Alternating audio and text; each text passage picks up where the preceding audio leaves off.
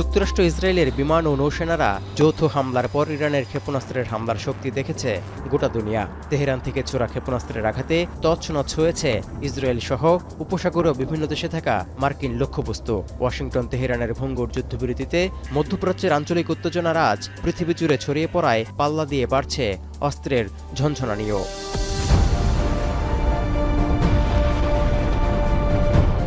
পারমাণবিক ও আন্তঃমহাদেশীয় ক্ষেপণাস্ত্র উৎপাদনের প্রতিযোগিতা বাড়ছে উদ্বেগজনক হারে। এবার প্রথমবারের মতো আন্তঃমহাদেশীয় ক্ষেপণাস্ত্র সামনে আনল তুরস্ক। ইস্তাম্বুলে আয়োজিত ২০২৬ সালের প্রতিরক্ষা প্রদর্শনীতে এটি উন্মোচন করা হয়, যার নাম দেয়া হয়েছে ইয়েলদিরিমহান।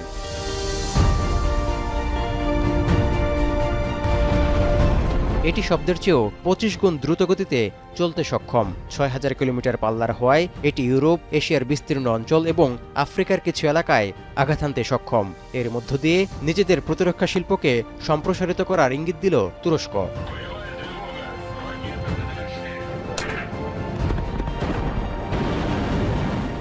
আন্তঃমহাদেশীয় ক্ষেপণাস্ত্রের দিক দিয়ে এগিয়ে রাশিয়ার অস্ত্রভান্ডার। বিশ্বের সবচেয়ে দীর্ঘপাল্লার আন্তঃমহাদেশীয় ক্ষেপণাস্ত্র রয়েছে দেশটিতে।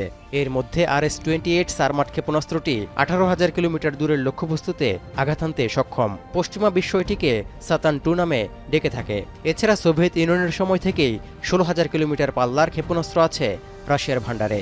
পশ্চিমারা এটির নাম দিয়েছে SS-18 সাতান। মস্কোর এই দুটি আন্তঃমহাদেশীয় ক্ষেপণাস্ত্রই বিশ্বের যে কোনো লক্ষ্যবস্তুতে পারমাণবিক ওয়ারহেড দিয়ে আঘাত হানতে সক্ষম।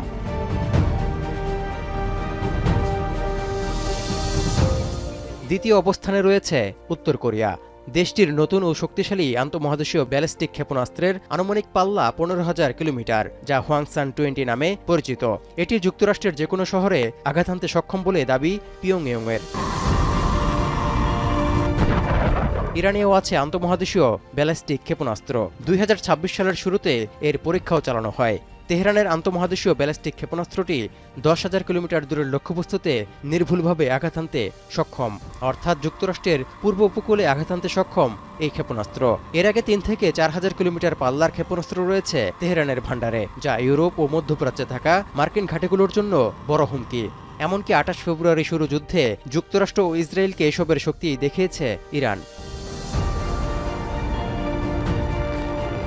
বিশ্বের ক্ষমতাধর দেশ হিসেবে পরিচিত যুক্তরাষ্ট্রের ভান্ডারে থাকা প্রধান আন্তঃমহাদেশীয় ব্যালিস্টিক ক্ষেপণাস্ত্রটিও ১০,০০০ কিলোমিটার দূরে নির্ভুলভাবে আঘাত হানতে সক্ষম, যা ঘণ্টায় ১,০০০ মাইলের বেশি গতিতে চলতে পারে। এছাড়া ৫,৫০০ কিলোমিটার দূরের লক্ষ্যবস্তুতে আঘাত হানতে সক্ষম একাধিক আন্তঃমহাদেশীয় ক্ষেপণাস্ত্র আছে চীনের ভান্ডারে। এমনকি ইউরোপের অনেক দেশেও আছে আন্তঃমহাদেশীয় ক্ষেপণাস্ত্র। তৌহিদুর রহমান, এখন বিশ্ব।